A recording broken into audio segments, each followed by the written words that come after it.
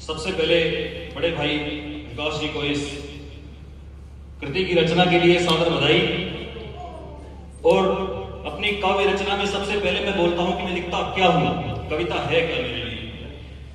तब कहता हूं कि वाकई को शब्द देकर खींचता हूं चित्र मन में, वाकई को शब्द देकर खींचता हूं चित्र मन में, करूं कोशिश उठे हलचल तेरे निश्चल सुगढ़ तन में। लक्ष्य है कविता का मेरी सुन रहा जो भी मनुज हो, ज्ञान वर्धन हो निरंतर इजाफा हो आचरण में। क्या बात, ज्ञान वर्धन हो निरंतर इजाफा हो आचरण में। अब बार बार मुद्दे उठते रहे। भगवान श्री राम की जन्मभूमि अयोध्या में राम मंदिर निर्माण के लिए लंबा संघर्ष करना पड़ा। इस विषय में राजनीति को लेकर अलग अलग तरह के मुद्दे उठे। छोटी सी भूमिका के साथ संसद में जो बातें उठी उसको लेकर के संदर्भ लिखता हूं, चंद आपके सामने रखता हूं। स्वागत है। लिखता हूं कि मुद्दा उठा संसद में राम जन्मभूमि का तो सारे राजनेता गण आधे आधे हो गए। मुद्दा उठा संसद में राम जन्मभूमि का तो सारे राजनेता गण आधे आधे हो गए।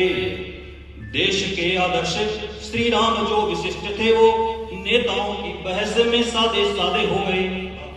हो बाबरे औरंगजेब जैसे वहशी वो विदेशी, बाबरे औरंगजेब जैसे वहशी वो विदेशी, कुछ देशद्रोहियों के परदादे हो गए। अरे यहीं पे लिया था जन्म यहीं भोगा वा निवास, मेरे श्री राम जी यहाँ अभागे हो गए जी, मेरे श्री राम जी यहाँ अभागे हो गए। अब भगवान श्री राम है क्या? वैसे तो उनको शब्दों में बांधना संभव नहीं, लेकिन चार पंक्तियों के माध्यम से, छंद के माध्यम से उनकी मैं परिभाषा आपके सामने रखता हूं। तो लिखता हूं कि पुरुषों में उत्तम है मर्यादित चरित्र, गंगा से पवित्र हैं जो ऐसे मेरे राम हैं। पुरुषों में उत्तम है मर्यादित चरित्र, गंगा से पवित्र हैं जो ऐसे मेरे राम हैं। और बुराई के अंत और असुर संहार है तो धारण किया धनुष वे तीर कमान है। अरे वानरे भालू वे कि सेवक बने जिनके, वानरे भालू वे कि सेवक बने जिनके, ऐसे महामहिम वो करुणा निधान है। और विनय की भाषा जो न माने कोई सागर, तो राम शक्ति के आगे वो करे त्राहिमाम है जी, राम शक्ति के आगे वो करे त्राहिमाम है। एक इसी कड़ी में मैं आपके सामने इस बात को लिखता हूं कि अपना जो व्यक्तित्व है, अपनी ताकत हमेशा बढ़ाने की कोशिश कीजिए। इसी विधा में भगवान श्री कृष्ण से देव सीख लेकर के सीधा लिखते हैं कि घूंट पी अपमान का हमने सहा परदंश सारा, घूंट पी अपमान का हमने सहा परदंश सारा। ठीक ऐसी ही व्यथा से कृष्ण जी ने कंस मारा, जकड़ के रखा था उसके माता पिता को भी असुर ने।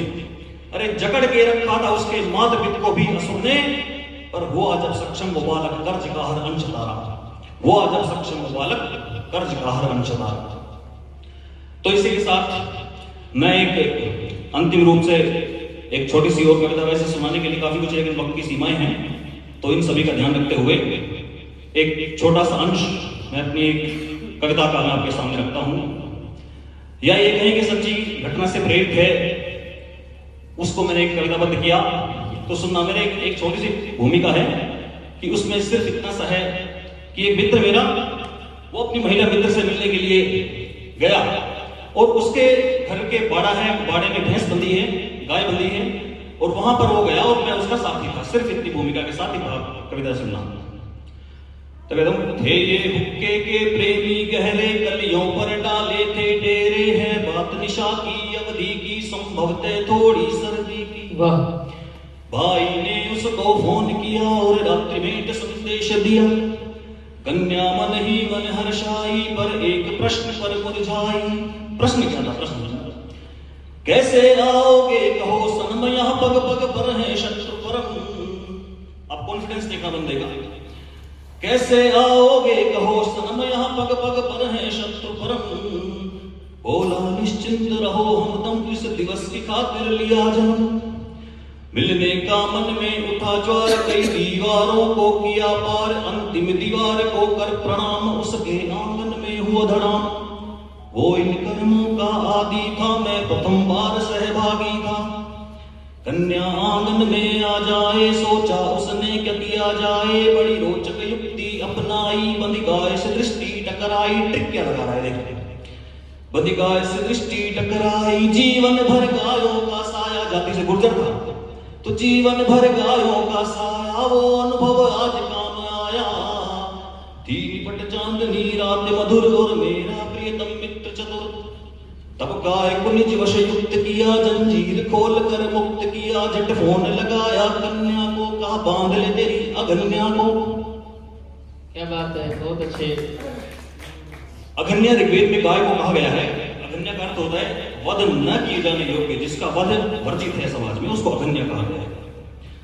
झट फोन लगाया कन्या को, कहा बांध ले तेरी अगन्या को। संभवतः आपके सामने दृश्य अगर देख पाऊं तो संभव मैं इसको सफर मानूंगा।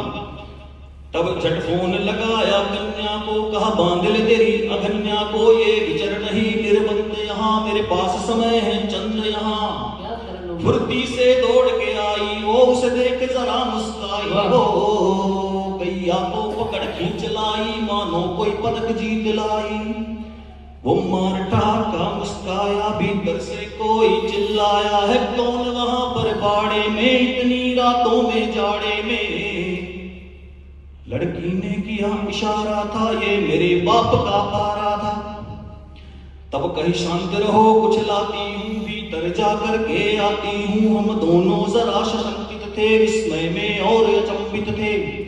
वो इठलाती बलकाती आई, एक बड़ा थाल और जगलाई। थाली में फल के टुकड़े थे, झट चमक उठे निज मुखड़े थे। कुछ को तो मुंह में ठूस लिया, फिर युवती से भी पूछ लिया।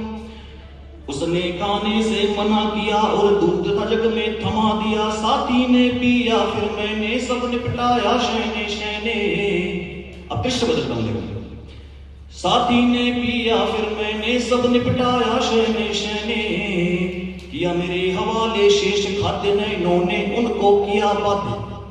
मैंने भी उनको वक्त दिया, निज भावों को कुछ सख्त किया थी। सभी दिशाएं देख रही, शशि अपनी किरण बिखेर रहे। माहौल बना था चुम्बन का, था उचित वक्त आलिंगन का। अब मैं देख नहीं रहा हूं, कौन देख रहा होगा। माहौल बना था चुम्बन का, था उचित वक्त आलिंगन का। मैंने छिप कर देखा, मुड़कर निज नैनों ने आकार लिया। वो दृश्य बड़ा मनमोहक था जब आलिंगन साकार हुआ। झट मैंने फेरी दृष्टि थी, क्योंकि उनकी निज सृष्टि थी। वो युगल रक्त कोहिनूरी था, अधरों का मिलन जरूरी था। शायद अधरों का मिलन जरूरी था, शायद वो अधर मिले होंगे, दोनों ने लब चूमे होंगे। एक अंबर गवाह बना होगा, वायु ने भी देखा होगा। सुख भोगा धरती मैया ने और देखा होगा उस गैया ने।